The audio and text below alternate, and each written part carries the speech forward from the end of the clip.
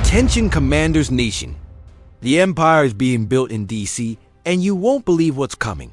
While the general manager is considering bringing in N, elite pro bowler from the Packers for pennies, our current cornerback might be on the verge of extinction with scheduled visits from college prospects. And that's not all. A college quarterback hunter could be the hidden gem everyone is ignoring, but we reveal exclusively. This is information you won't see on other channels. Subscribe now or you'll miss the upcoming bombs. The future of your team is decided today. Look at what's happening, folks. Adam Peters might be planning a new earthquake in the NFL. According to Mitch Milani from Bleacher Report, the Commanders should go all out for Jaire Alexander from the Packers, possibly for a fourth-round pick. In the 2025 draft, do we really need Alexander? I'll tell you this. Absolutely. Our secondary needs that extra boost if we want to go further this season. We already have Lattimore and Shane Ristel as outside starters, with Igbenogany renewed for the nickel and Jonathan Jones brought in as a free agent. But is it enough? Now I ask you, shouldn't we maximize every opportunity while Jaden Daniels is under his rookie contract? I believe Peters has exactly this mentality. He has already shown he is not afraid to make aggressive moves with the signings of Deebo Samuel, Laramie Tunsil, and Lattimore himself. The problem with Alexander is not his skills, but his injury history over the past 2 seasons and his high contract. He would count $51 million against the salary cap over the next 2 years. Is it worth sacrificing even more draft capital for someone with so many red flags? This is the million-dollar question. The Packers might end up cutting Alexander eventually. If this happens, Washington should be on the lookout. What fascinates me about Peters is his willingness to explore all possible options. Who would have thought we would be in win-now mode so soon? But after reaching the NFC Championship, the window is open and we have to attack. The situation with Marsh and Lattimore is getting interesting, and not in a good way for him. According to Ian Rapoport of NFL Network, the Commanders are scheduling visits with 2 cornerback prospects this week, Maxwell Hairston from Kentucky and Quincy Riley from Louisville. Coincidence? I don't think so. Let's remember something important. Lattimore didn't live up to expectations last season. He came in with a hamstring injury, never looked comfortable, and then had a questionable performance in the playoffs. Do you remember his behavior against Philadelphia? I'm telling you, he lost his composure multiple times. Now let me ask you, isn't it strange that Peters is evaluating cornerbacks when Lattimore is supposedly our CB1? Although they publicly said they count on him, their actions tell a different story. The reality is brutal.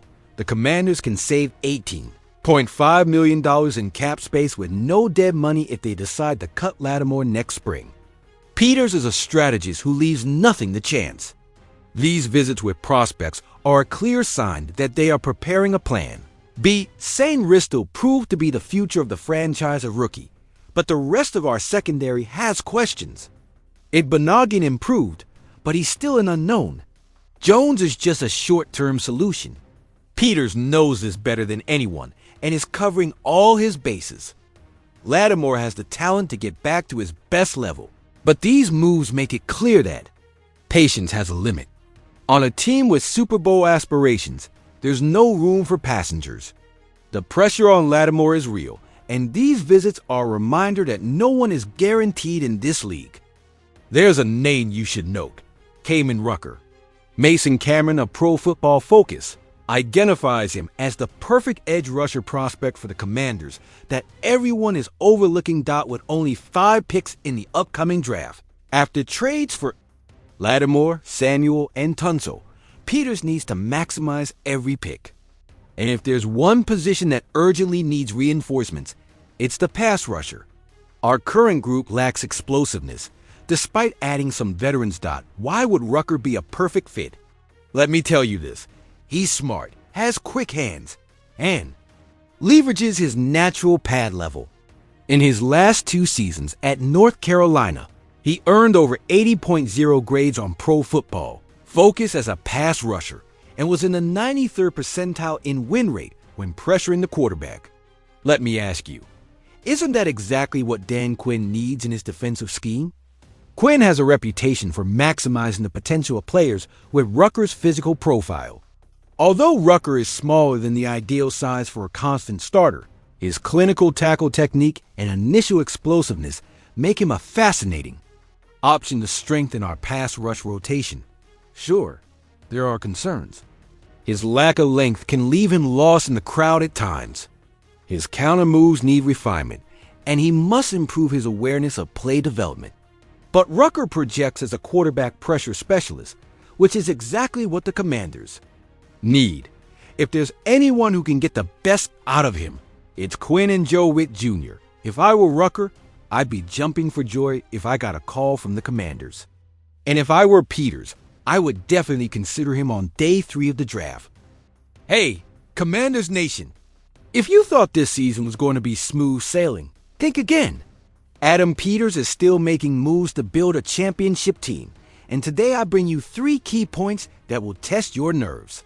And at the end, a surprise dot, would you trade a 4th-round pick in 2025 for a Pro Bowler like Hare Alexander? The Packers could send him to Washington according to Mitch Maloney, and although Alexander carries injuries and a contract of $51 million, the question is clear.